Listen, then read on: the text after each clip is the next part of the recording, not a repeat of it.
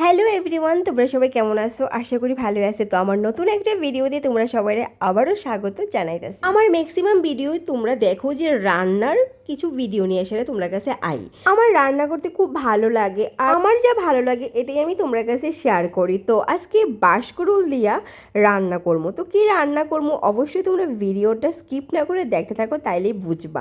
তো দেখতেই পারছো যে সকালবেলা মানে রবিবারে সকালবেলা আমি রান্না করছি বাঁশকুড়ুল লচ্ছিম, কাঁঠালের বিচি, আলু আর টমেটো দিয়ে এসে গুঁদক। তো রবিবারে তো স্পেশাল কিছু রান্না করতেই হয়, কারণ এদিন ছুটির দিন, এদিন সবাই ভালো খাবারই খাইয়া থাকে। তো যাই হোক, আমি সকালবেলা তো আমার এই গুঁদকই গেল, মানে শুটকি গেল। তো সন্ধ্যার সময় কী করছি, আমি কইছি আমার বড়ে যে একটু আজকে মাংস আনো।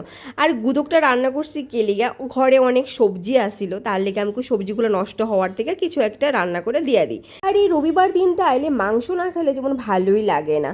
তো যাই হোক, এখানে আমি বাঁশকুড়ো অলরেডি কাইটটা লাইছি, আর এদিকে মাংস আইনে পড়ছে, মাংসটা ভালো করে সেটা এবার ধুইয়া লাইতেছি। আর দিনের বেলা প্রচণ্ড গরম আসছিল, যার লেগে আমি দিনের বেলা মাংস আনতে না করছি, সন্ধ্যার পরে আনতে কইছি। তার লেগে আজকে আমি রাতে রান্না করবো এই মাংসটা। তো তোমরা সাথে কথা কইতে কইতে মোটামুটি আমার মাংস ধোয়াটা কমপ্লিট হয়েছে। এবার কড়াইতে গরম হওয়াতে আমি এবার আলুগুলা ভাজি লাইতেছি। অনেক সময় কি করি, আমি ইচ্ছা করলে মানে ভালো লাগলে আমি আলুগুলা ভাজি, নাইলে অন্য সময় আমি কি করি একদম মাংসের সঙ্গে আমি আলুগুলা দিয়ে লাই। তো এদিকে আলুগুলো প্রথমে ভাজতে নামে লাইছি, এবার বাঁশকুড়ুলগুলোও ভাবতেছি যে একটু হালকা করে সেটা ভাজি দিলাম।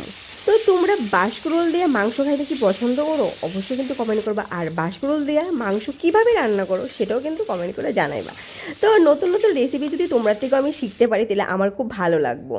আর আমি তো যা রান্না করি আশা করি তোমরা আরও ভালো রান্না করো। তো তোমরা রেসিপিগুলো শেয়ার করলে আমি ওরকম রান্না করার চেষ্টা করবো, কারণ আমার খুব ভালো লাগে না নতুন কিছু রান্না শিখতে বা নতুন কিছু রান্না করে আমার বড়রে খাওয়াইতে। তো বাঁশকুড়ুলটা আমি একটু হালকা হালকা করে ভাজ্যা সেরে এবার নামায় লাইছি, দেখতেই পারছো তোমরা। তো এবার সম্বাসে দিয়ে দিছি পেঁয়াজ। তো পেঁয়াজটা একটু হালকা হালকা ভাজ্যা সেরে আমি এবার দিয়ে দেবো টমেটো।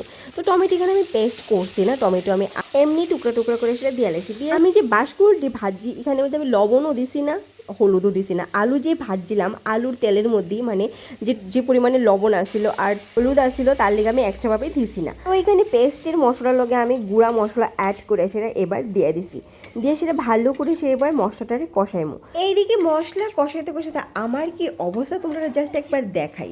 দেখো কি অবস্থা, পুরো ঘাইমা আমি সুবা হয়ে গেছি গা। যার লেগে কিন্তু আমি আমার বরের কুচি যে সকালবেলা মাংস আইনো না, আমি রান্না করতে পারতাম না এত গরমের মধ্যে।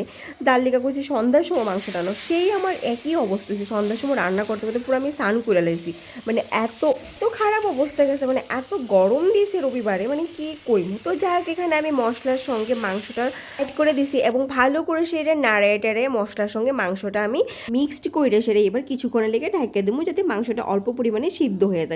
আর যেহেতু পোলট্রির মাংস বেশিক্ষণ সময় লাগেও না, ঝটপট করে সে রান্না করা যায়। আর এই দেখো আজকে আমরা বাড়ির অতিথি তো তোমরা সবাই চিনো, আমার আগের অনেকটি ব্লগে দেখছো। তো যাই হোক, এইবার মাংসটা কষানো হওয়ার পরে আমি আলু আর বাঁশকুড়ুলটাও অ্যাড করে দিছি, এবার আরেকটু ভালো করে সেটা কষাইমো। আর আজকে আমার বরে কইছে যে একদম ঝোল দিতাম না, একদম কষায় কষায় রান্না করতাম। তোমরা তো দেখছো আমি অল্প পরিমাণেও জল ইউজ করছি না, এখানে একদম কষা কষা করেই রান্না করতেছি। তো যাই হোক, এবার গরম মশলাটা দিয়ে সেটা নামাই এলামও।